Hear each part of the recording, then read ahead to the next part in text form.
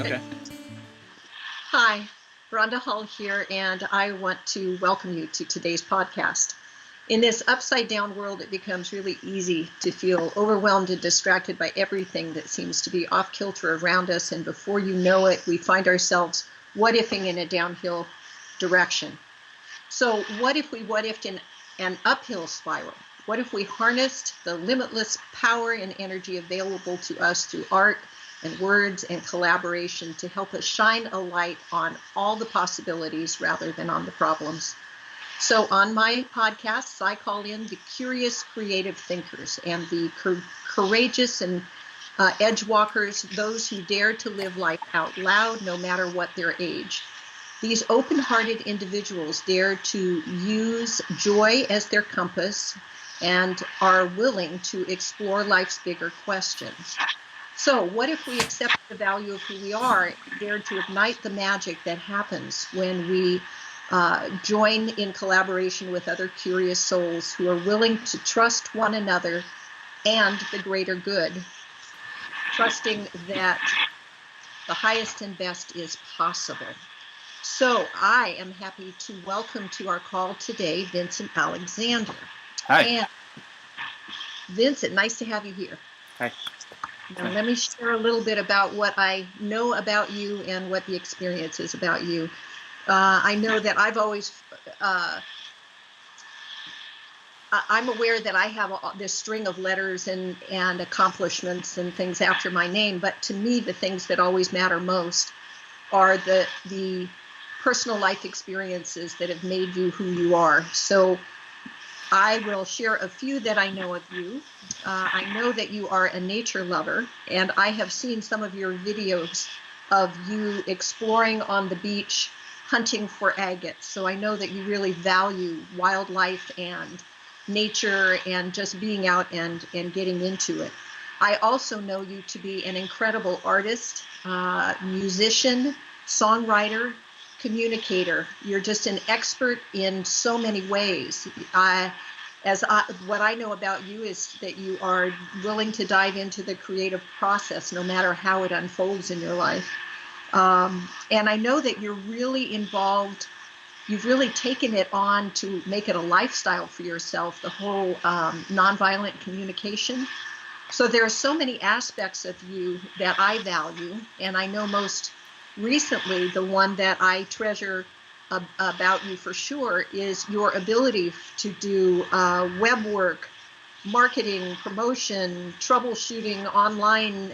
You're just a genius in so many ways. So you definitely throw NLP on top of all of those talents, and I think that you are definitely qualified as one of those creative people who like walking on the edge of life. Thank you. Have I overlooked anything? Hearing you say that was surprisingly. It surprised me, the effect that it had on me. I'm not even sure what to. Sometimes I have a hard time labeling my feelings, what I'm feeling in the moment, and it takes me a while to say what it was. But it was helpful towards how I feel about myself. It was almost like I just got showered with affirmations and acknowledgement, and like I've been seen. Yeah. And I just didn't even realize how much I needed to hear that. Yeah. And thank you. Yeah. You know, it was a while ago that I heard an interview or a talk done by Elizabeth Gilbert, and her focus has always been finding one passion, following that passion, and really growing that passion, and from that passion, everything else will fall into place. And I have always found it frustrating for myself because I've never had one passion like you. My life has taken me in a multitude of directions. And in this talk, Elizabeth Gilbert shared that she had that aha moment where she realized that if there weren't people like you and me who go the bazillion different directions, nobody would cross-pollinate all of the ideas that are out there. Oh. It takes the bees and the hummingbirds, like you and me, to take an idea from here and apply it to there, and then an idea from there and take it to a completely different place. Wow. So, yeah.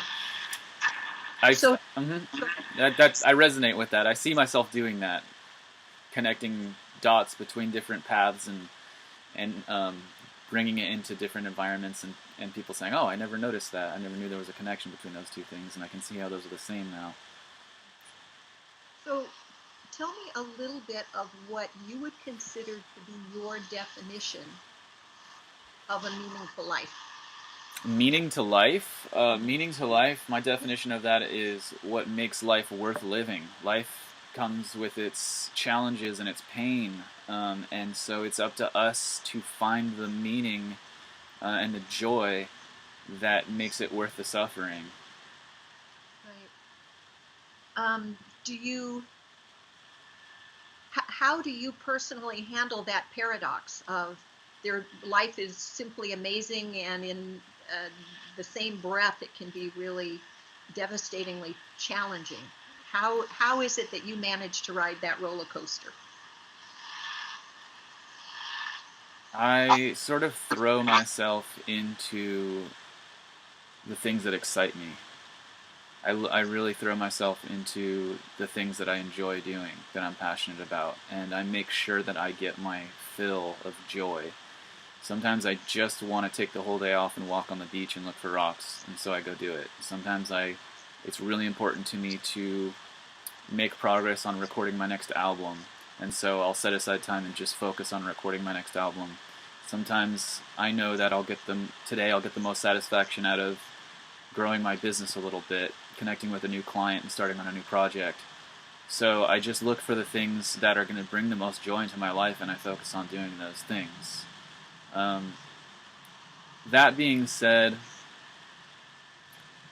it's an absolutely um, vulnerable aspect of the human condition that there will always be the suffering in life, our humanity, our coming to terms with our mortality, our limitations, um, our confusion. I guess I'm learning day by day to sort of let go of any expectations of being more competent than I really am, and just in accepting that I have my limitations. I'm as competent as I am in certain areas, and I'm doing my best. And I'm also coping with it by connecting with people and having someone at my side through it, someone to be able to hear what I'm experiencing, my suffering, my pain. I don't want to walk through the dark forest alone, worrying if there's a cougar around the corner and not knowing. I want someone at my side when I'm going through those times. So it helps to have people who will listen and understand the experience Yeah, without yeah, even trying to fix it. Just walking with me. yeah. It's interesting that you mentioned the analogy of being attacked by a cougar. I just recently saw a video clip of somebody who actually had survived a cougar attack, Wow. and somebody said to him, does that mean that you're, not going to go walking in the woods anymore? And he said, no, it just means that I'm going to take someone with me. And it's amazing how much more courageous you can feel just by having somebody go with you. It's like I can remember as a little girl, there was a part of our house, one corner, where if you closed all of the doors, it was really dark, and you had to run through my grandmother's room. And if it was dark, it just by having my sister go with me somehow courage that you don't have as if you're doing it alone. It's a great example of part of our nature as humans. As I think we're tribal creatures, and we're intended to exist in a pack, a family, a community that helps each other. And our culture, our society is one where we're overwhelmed. We get put into elementary schools and high schools with thousands of other kids. We go we go out in the public and we're seeing thousands of people, and I think that's gotten a bit overwhelming for us, and as a result, we've sort of sometimes we just need we find ourselves wanting to be alone Right. and withdrawing from the whole world. Right. Like the only safety I know is to be alone, and so I think there's a lack of balance there. I think we just need to find our tribe, Yeah. our people. Like I really love your My Little Red Book. You know, here's a list of the names of people who love me and I love, and that's Right. my tribe. Yeah. And hopefully that those people are the people that you can be both your creative, confident self as well as your really vulnerable self. Mm-hmm. So you don't have to put on airs. You can really just Yeah, be you. be who you are. Yeah, and be accepted, being seen for who you are and accepted as you are, and appreciated for what you are and forgiven for your Right. flaws and loved. Now, I have found it not very easy to maneuver a life where, just by the nature of the culture, we're uh, trained to, for the industrialized world. Our schools were designed to create kids who were going to show up on a factory line. Mm-hmm. And so everybody sits in rows. I remember seeing an ad like, here's the car 50 years ago, here's the car now, here's the airplane that long ago, here's the airplane now. And then it showed a classroom then and a classroom now. And the classroom then and now looked very similar, of all the kids being in rows. I know from having an autistic grandson that 1 in 2 kids by 2025 will come in on the spectrum to some greater or lesser degree. So we are having more and more creative types. How has it been for you, being a creative type who doesn't necessarily travel your life or your career so far in a straight line? How is it for you when the rest of the world still seems to march to that drummer? Really painful. Yeah. It's been horrible. Yeah. It's been absolute. Like I don't belong in this world. Like I can't fit in. I can't be comfortable. Um, More often than not, people will just tell me to do what I'm supposed to do, like everyone else, and that's not sustainable for me. Right. And so it's sad. Yeah. Yeah, my sense of belonging, professional purpose is a huge thing for me. What the heck should I be doing professionally? What is this title I'm supposed to have in this world? I don't know. I don't know where I fit in. I can't tell you how many times I've gone through the attempt to get mentoring, and people, we're going to help you find your it. Well, I have multiple its. Yeah. So that is the challenge of being an edge walker. And I really see you as an edge walker of attempting to, the sensitives who this world seems more abrasive, where others seem to have an easier job of putting on the layer of slack and just following. But so what, I have found that our its aren't necessarily the underneath the it, whether it's marketing or guitar or rock collector, or who's the real Vincent Alexander? Like what is your life? What do you know that you're called to do that may not have anything to do with an it? Yeah. So you're called to do here. Like my soul. I don't know, when you asked me that question, what came to mind was who I was as a child. My soul, my true nature. Uh-huh. If I was to eliminate all the things that people have tried to teach me and things I've picked up along the way, and get back to just who I am, I'm just an explorer. Uh-huh. I just love, like, I just love to explore the world and see it and learn about it and understand it and help wherever I can along the way. Yeah. Yeah, I experience you as an incredibly generous person. And being that, it can become very challenging for sustainability when generosity is your primary calling, you know? So how do you find that teeter-totter balance? Oh, yeah. In terms of that, I think that that's where the communication thing comes in, and being able to clearly communicate what you're needing, and seeing if who's willing to contribute to helping you meet your needs.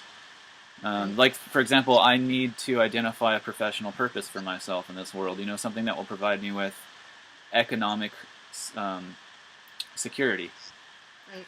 And so, at the top of my list today was to go meet with my counselor and ask her about that and say, this is the big thing in my life. I mean, we've been talking about this and this and this, but the real thing that's weighing on me the most is that I'm scared that I won't be able to pay my rent or take care Yeah. of myself, and have the economic resources to do all the things that to make the most of my life.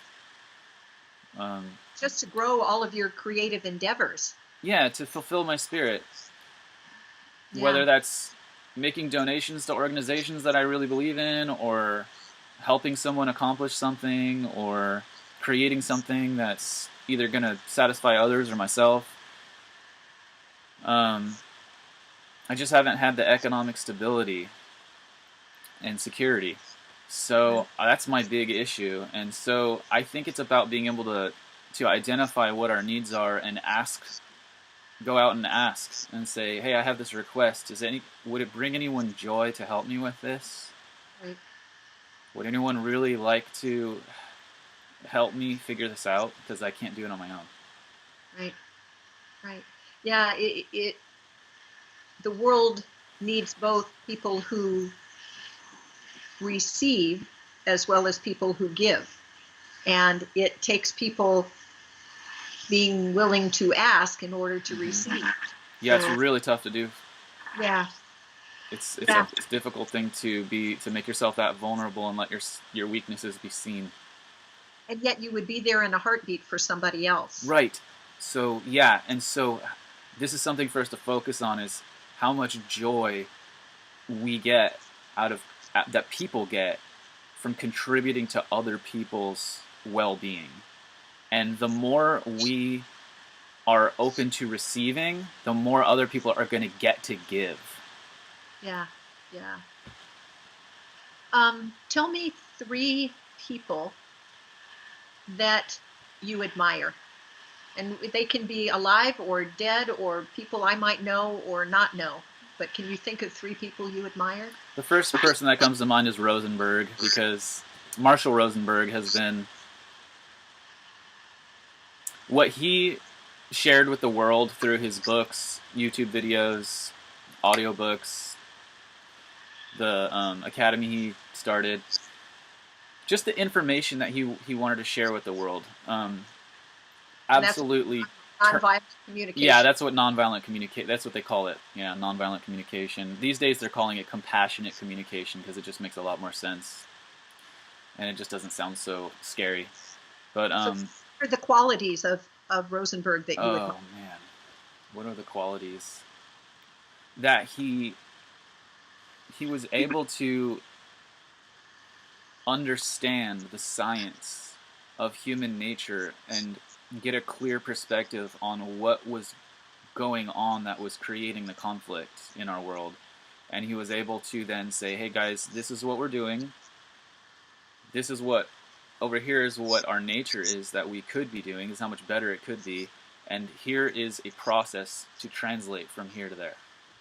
Right. So he was able to understand, sort of scientifically observe, make sense of it all, and then create a way to communicate that to the world that was actually very successful. I mean, there's just Yeah. thousands and thousands and Yeah. thousands of people who are benefiting from what he shared with the world. Yeah. So Marshall Rosenberg's my favorite person when I think of people, He was also just so truly human.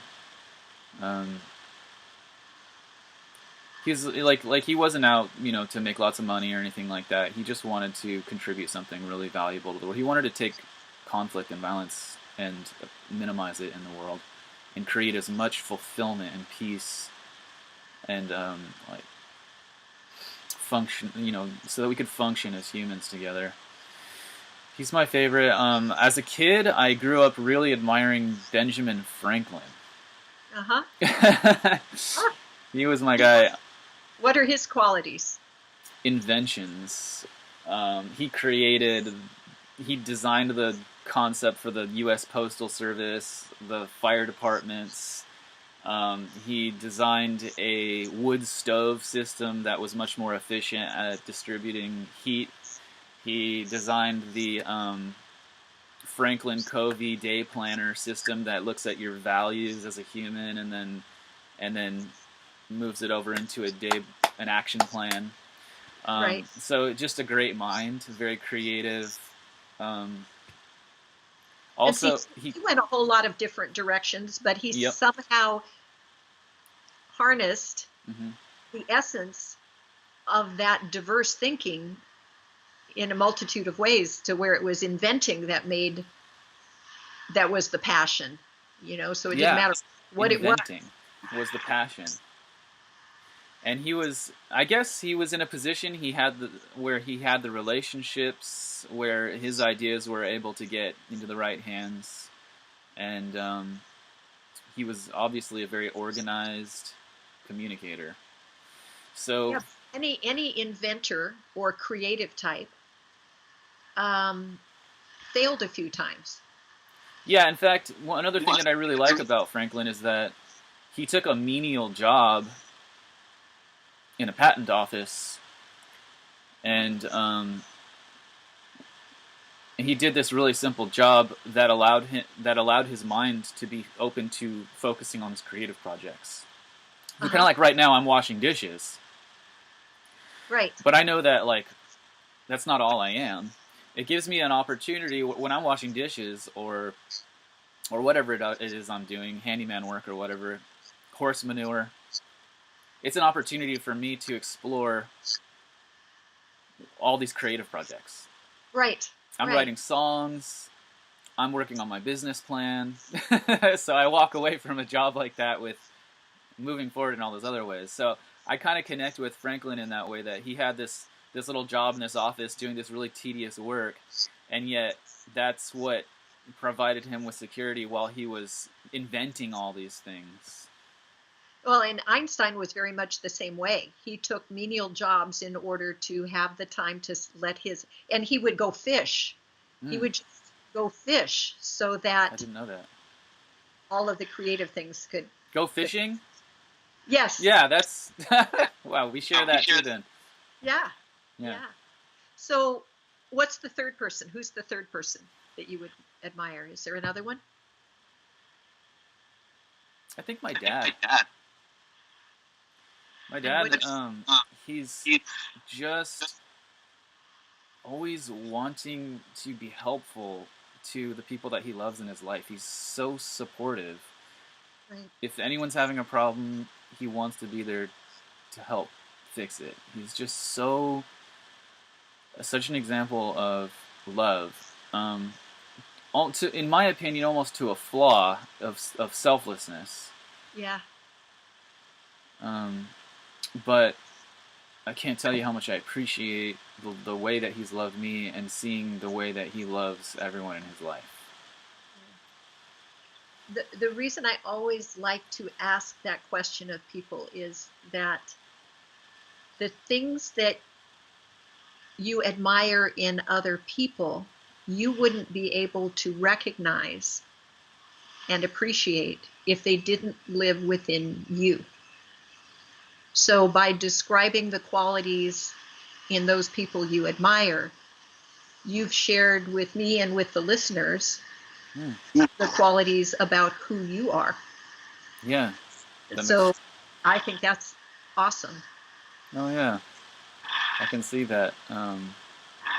Yeah, Rosenberg, he created this thing that's so helpful to the world. I mean, we have a world of conflict, and he found this thing where this is kind of the answer, is to understand where we're coming from and where other people are coming from, to get out of our head and just listen to our needs.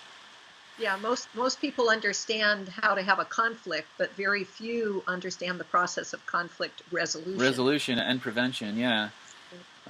So he made this great contribution to the world, just by creating something, and that's so important to me, to be creative and make a great contribution to the world.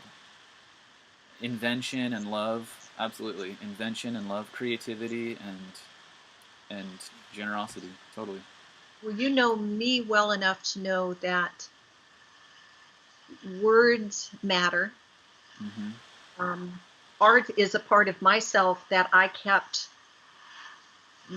buried under the surface for a long time, that I'm daring to pull out and include, because I see the huge power of art and color and just the energy of it.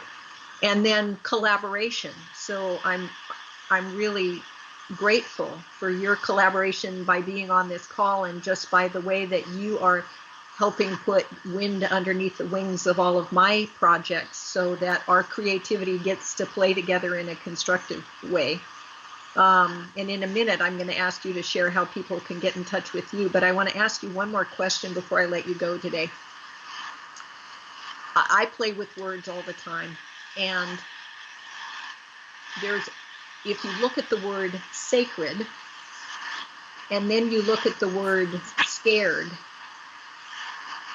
all that happens is the flipping of two letters. So sacred and scared have the same letters, just in a different order. So tell me what scares you, and then what you hold most sacred in your life. What scares me is falling to the wayside and never making a valuable contribution to the world. My creative potential, falling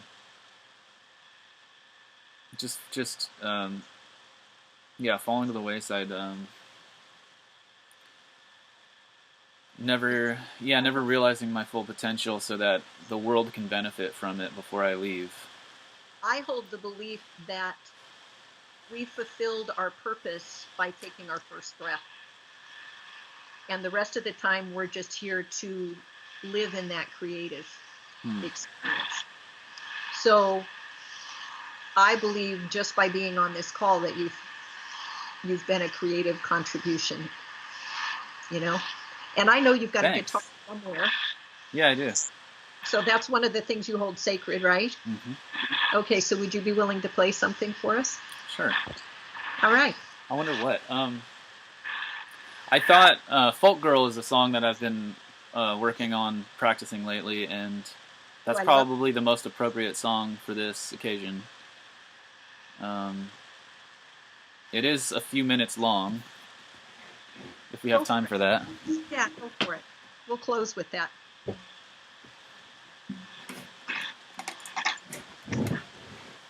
And I hope this sounds well enough.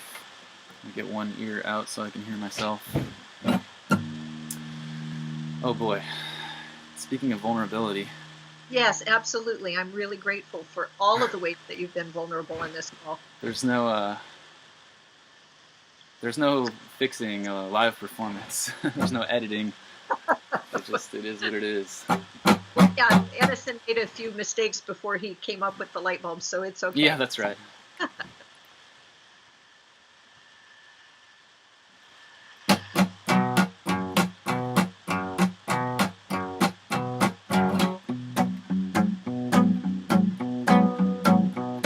Last night I had the most vibrant dream. Was in a park-like place that I had never been, and there were Volkswagen buses and campers all over the place. Parking was limited, but people didn't seem to care, and I made friends with some folks down there as we checked out the trucks and the old RVs. Listened to the music that was carried to us in the breeze. And I remember a couple of cars that just passed by. And I looked up to see with my ears, heard with my eyes, and I could hear her play from on down the way, and it caught my ear, so I walked down there to see just who was singing in such a way. I walked up the dirt road for what seemed like days, upon which some kids carved hearts around their names, all the while just listening as could I best. And I noticed that her style was different from the rest. Not smooth or graceful, but rigid and hard, like she was angry. And so was her guitar. He said he was going out for the night.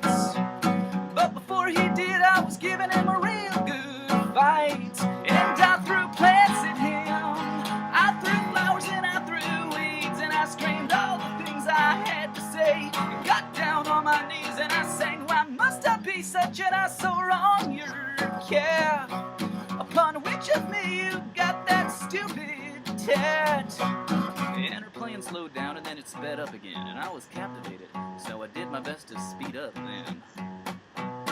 Well, I trudged my feet through the thick peak gravel. I don't know about you, but when I dream, it sure is hard to travel. And then I turned the way and I saw her standing there, wearing a dress and a fiddle with a ribbon tied in her hair. She looked mad as hell as she sang that song, and as she finished up, I leaned my back against the wall of the candy shop next door to where she had played. She had blonde hair and a curved up nose, a wide face, big eyes, and tears in her pantyhose, and apparently I was the only one that came to see her play. So when she finished up her singing and her complaining, I clapped my hands for her entertainment, long and hard for her to know that I appreciated what she had done. And she said thank you with a little smirk and a glance away, kinda shy when she didn't have nothing to say, so she just looked my way and she said thank you. Well, that was the end of my vivid dream, and when I woke up I just could not seem to get that song that girl sang out of my head. And I didn't want to lose it, so I wrote it down instead. And I wonder some days if it was just a dream or a premonition. Well, I might never know if it was a sign, but in the meantime, I sing my own rendition. I hope she doesn't mind. Oh, awesome. That Thanks. was awesome. I love that. That you can add storyteller to your list of multiple. I mean, that's not just a song. That is a novel. You know, the truth of that song is that really was a dream. I really did have a very vivid dream, and I saw scene, like literally everything I described there, scene after scene after scene. Every time I sing it, I see the dream again that I had. Uh-huh. And I woke up and I literally just wrote down as fast as I could. Last night I had the most vibrant dream. I was in a park-like place that I had never been, and there were Volkswagen buses and campers all over the place. And I wrote it down as fast as I could, and it took up 2 sheets of paper. And I looked at it and I split it in 4. It was the weirdest thing. I noticed that part 2 came before part 1, and part 4 came before part 3, and so I flipped the page and I rewrote it all in order, 1, 2, 3, 4. Now, how that's possible that all happened, and when you really think about how it came out as part 2 before 1 and 4 before 3, it sort of defies any logic or reason, except that humans have complex. The subconscious, the way ideas can bubble up from the unconscious to the consciousness, there's this barrier between the unconscious and the consciousness, and sometimes it gets transcended, and it's a phenomenon to witness. And so I got to see it happen when I wrote that song. That is the challenge that creatives face, is that life becomes complex.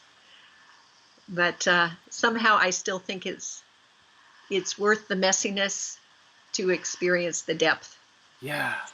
Yeah. There's a lot of messiness between those moments of clarity. Yeah. It's worth it. Yeah. It's the meaning.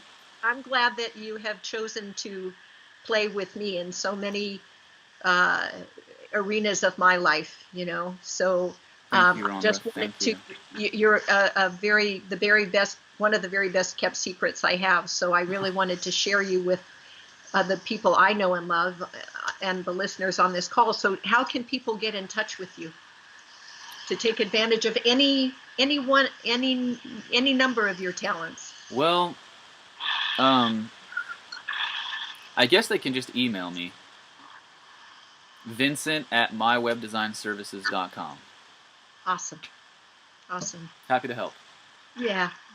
Is there any one of your talents that you prefer to imbibe? Gosh, I really want to help people connect with themselves and others. So if they're interested in communication, conflict resolution, if they're going through anything, depression, if they're challenged with any aspect of their life, Yeah. I'd like to help them dig and see what their needs are so they can formulate clear requests from the world.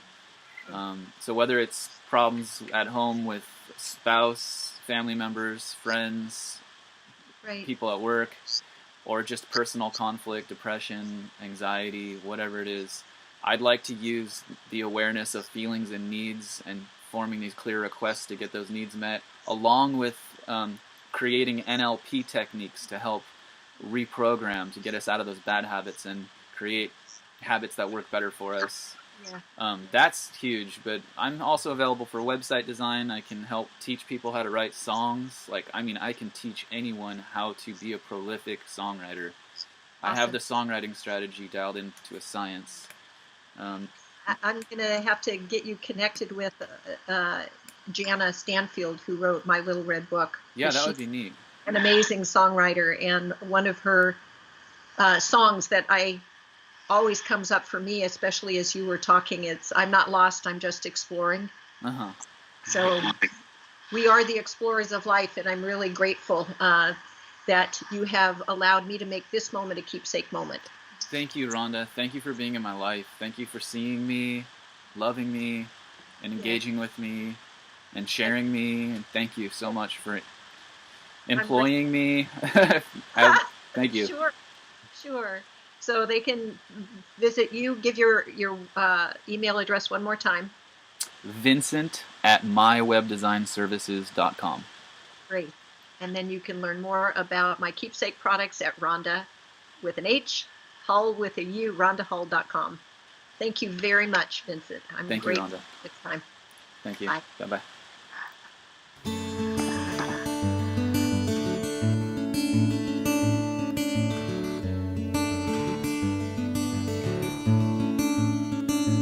In